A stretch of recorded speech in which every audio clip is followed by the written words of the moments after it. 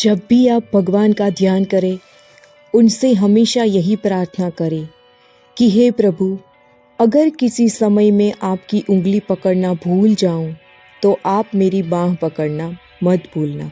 अगर मैं आपको कहीं साथ चलने के लिए बोलना भूल जाऊं, तो आप स्वयं मेरे साथ चलना मत भूलना। राधे कृष्ण। स्वागत है मित्रों आप सभी का मेरी यूट्यूब चैनल गतिमत्व मोटिव्स पे, जहाँ आप सुनते हैं मोटिवेशनल स्टोरीज। आइए सुनते हैं कृष्ण जी के ऐसी अलग 5 कहानियाँ, जिनको सुनकर आपको आनंद तो आएगा ही, लेकिन प्रेरणादायक विचार आपको मिलेंगे। ऐसे ऐसे भक्त जो हमारे भारत भूमि में हो गए हैं, उनको देख के हमें भी, हमारे मन में भी भक्ति भाव जागृत हो और हम भी श्री कृष्ण जी के निकटतम, उसके प्रिय भक्त बन पाए, ऐसी ही शुभकामना। प्रथम कहानी है स्वार्थी शुभचिंतक की। एक बार एक राजा बड़ा सरल स्वभाव का था। उसके प्रशंसक और भक्त बनकर अनेकों लोग राज दरबार में पहुंचते और कुछ ठग लेकर जाते। एक से दूसरे को खबर लगी, चर्चा फैल गई। कुछ न कुछ लाभ उठाने की इच्छा से अगणित लोग राजा के प्रशंसक और शुभचिंतक बनकर दरबार में पहुंचने लगे। इस बढ़ती भीड़ को देखकर राजा स्वयं हैरान रहने लगा। एक दिन राजा ने विचारा कि इतने लोग सच्चे शुभचिंतक नहीं हो सकते। इनमें से असली कौन और नकली कौन, इसकी परख करनी चाहिए। राजा ने पुरोहित से परामर्श करके दूसरे दिन बीमार बनने का बहाना बना लिया और घोषणा करा दी कि 5 व्यक्तियों का रक्त मिलने से ही रोग की चिकित्सा हो सकेगी। रोग ऐसा भयंकर है कि इसके अतिरिक्त और कोई इलाज नहीं। सो जो राजा के शुभचिंतक हो, अपना प्राण दान देने के लिए उपस्थित हो। घोषणा सुनकर राज्य भर में हलचल मच गई। एक से बढ़कर एक अपने को शुभचिंतक बताने वालों में से एक भी दरबार में नहीं पहुंचा।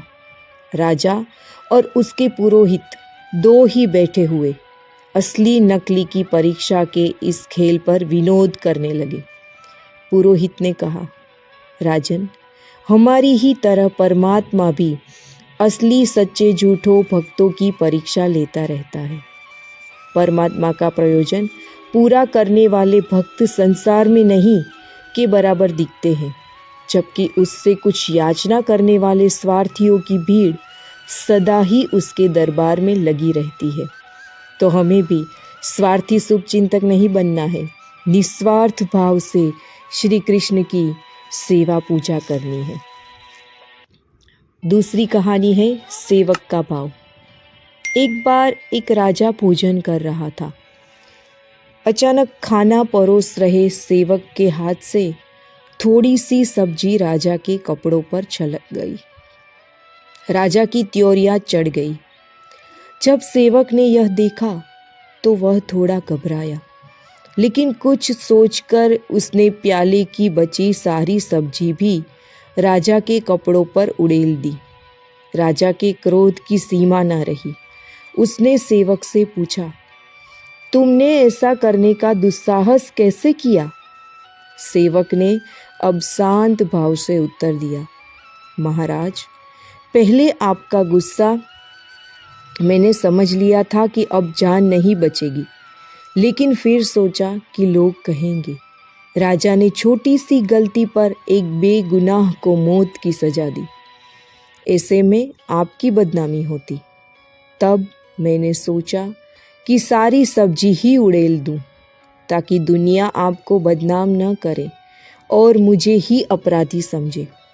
राजा को उसके जवाब में एक गंभीर संदेश के दर्शन हुए और पता चला कि सेवक भाव कितना कठिन है। जो समर्पित भाव से सेवा करता है, उससे कभी गलती भी हो सकती है, फिर चाहे वह सेवक हो, मित्र हो या परिवार का कोई सदस्य। ऐसे समर्पित लोगों की गलतियों पर नाराज न होकर उनके प्रेम व समर्पण का सम्मान करना चाहिए। आज की तीसरी कहानी है प्रतिकूलता में प्रसन्नता।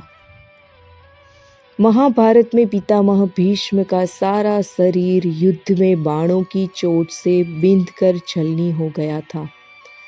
घावों की मरहम पट्टी करने के लिए वैद्य आए थे, परंतु उन्होंने मरहम पट्टी नहीं करवाई। वैद्यों को पारिश्रमिक देकर विदा कर दिया। दुर्योधन से कह दिया कि मैं अपनी चिकित्सा नहीं करवाना चाहता, क्योंकि उनको तो पाप रूपी ऋणों से मुक्त होना था। उनका सिर नीचे लटक रहा था, उसके लिए तकिए की आवश्यकता थी। उन्होंने तकिए के लिए कहा। लोग दौड़कर रेशम मलमल का तकिया लेकर आए। पितामह भीष्म तकिया देखकर हंसने लगे कि ये तकिए मेरे योग्य नहीं है। उन्होंने अर्जुन की ओर लक्ष्य करके कहा, अर्जुन, तुम जानते हो मेरे योग्य कौन सा तकिया है, तुम मुझे तकिया दो। अर्जुन ने 2 बाण मस्तक पर मारे। मस्तक को सिर से भेद करके वे तकिया बन गए और सिर ऊंचा हो गया। भीष्म ने कहा, धन्य है। थोड़ी देर बाद पितामह भीष्म ने कहा, प्यास लगी है, जल की आवश्यकता है। दुर्योधन के सेवक सोने चांदी की जारी लेकर आए। कहा, जल हाजिर है। भीष्म ने कहा, यह मेरे योग्य नहीं है। फिर अर्जुन से कहा, तू मेरे लिए योग्य जल दे। मरते समय कौन सा जल दिया जाता है, उसकी व्यवस्था करनी चाहिए। अर्जुन ने उसी समय पृथ्वी में एक बाण मारा। पृथ्वी से गंगा जी की धारा प्रवाहित होने लगी। फव्वारे की तरह जल उछलकर भीष्म पितामह के मुख में गिरने लगा। गंगा जल पीकर भीष्म पितामह तृप्त हो गए। भीष्म पितामह ने बतलाया कि मरते समय गंगा जल पीकर ही मरना चाहिए। अर्जुन के बाण से निकली हुई गंगा की धारा अभी भी बाण गंगा के नाम से कुरुक्षेत्र में प्रसिद्ध है। भीष्म पितामह की प्रतिकूलता में ही उनकी प्रसन्नता थी। आज की अंतिम कहानी है जगत का बंधन। एक बार की बात है कि वाराणसी में मणिकर्णिका घाट पर कुछ लोग बैठे थे। ज्येष्ठ मास के शुक्ल पक्ष को चांदनी रात थी। कुछ के मन में बात आई कि चांदनी रात में नाव पर बैठकर के प्रयाग चलते हैं। वहाँ नाव भाड़े पर लिया और उसमें सवार हो गए। वाराणसी में भांग घुटती है, इस कारण बैठने वाले भी भांग पिए थे और केवट भी। सब बैठ गए और डांड चलने लगी। सभी सो गए। चलाते चलाते सबेरा हो गया। सवेरे जब नशा उतरा तो देखा कि नाव वहीं मणिकर्णिका घाट पर ही पड़ी है, आगे गई ही नहीं। एक ने केवट से पूछा, क्या तुमने डांड नहीं चलाई? केवट ने कहा, डांड चलाते चलाते हमारे हाथ थक गए। फिर पूछा, तुमने डांड चलाया तो नाव गई कैसे नहीं? बाद में देखा तो पता चला कि रस्सा खोला ही नहीं गया था। इसी प्रकार जब जगत का रस्सा बंधा ही है तो हम लोगों ने साधना की कहाँ? रस्सा बांधे रखकर कहते हैं कि भगवान हमें मिले ही नहीं। अरे उधर तुम गए ही कहाँ? रस्सा खोलो और भगवान की ओर नाव ले जाओ, फिर तुरंत वहां पहुंचोगे। जय जय श्री राधे।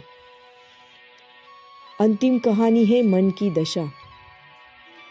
एक बार एक सेठ जी ने पंडित जी के भोजन को हेतु आमंत्रण दिया, पर पंडित जी का एकादशी का व्रत था तो पंडित जी नहीं जा सके।